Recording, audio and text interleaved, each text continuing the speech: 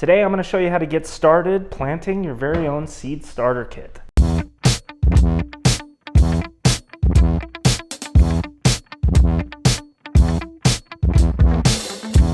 Now, before we get started, I just want to explain that there are a few different seed starter kits you can buy. You can get the Culinary Herb, you can get the tea, you can get the Mexican salsa kit, you can get the salad greens, and I believe a flour one is out now. And it's just it's different seed assortments for different applications, which is pretty self-explanatory. If you want culinary herbs, you'll get culinary herb seed. If you want to do the tea, you'll get herbal tea seed that's appropriate for that. And the Mexican salsa is all the seeds that are appropriate for making salsa.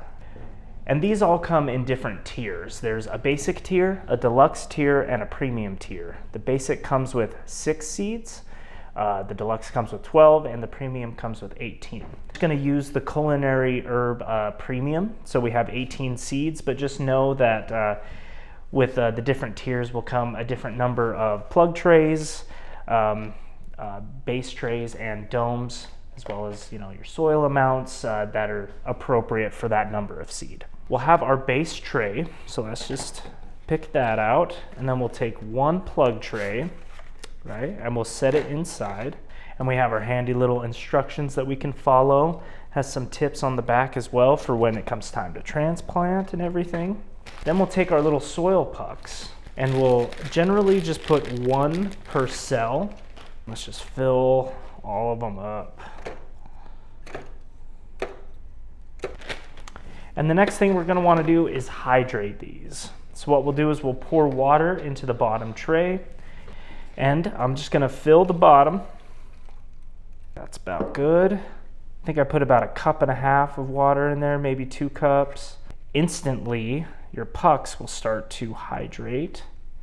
You can see them starting to elevate. Agitation is always good, just to make sure the water is spreading through the cocoa core.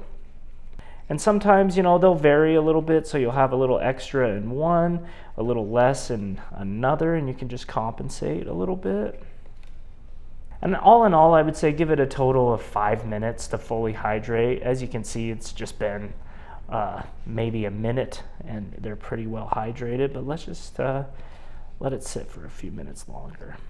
So as we saw, that was really quick and easy. One of the best parts about this kit is watching all the hydration in action. And now I'm going to pick the seeds that I want to. So I can touch the soil, and it's not soaking wet, but it's nice and moist, and that's just what we're looking for. We don't want the seeds to drown or anything. We just want them in a nice, moist environment. So let's start off with our slow bolt cilantro.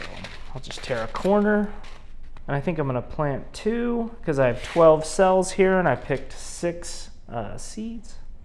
And regardless if you're using the like the salad kit or the salsa kit, you'll just approach this the same way.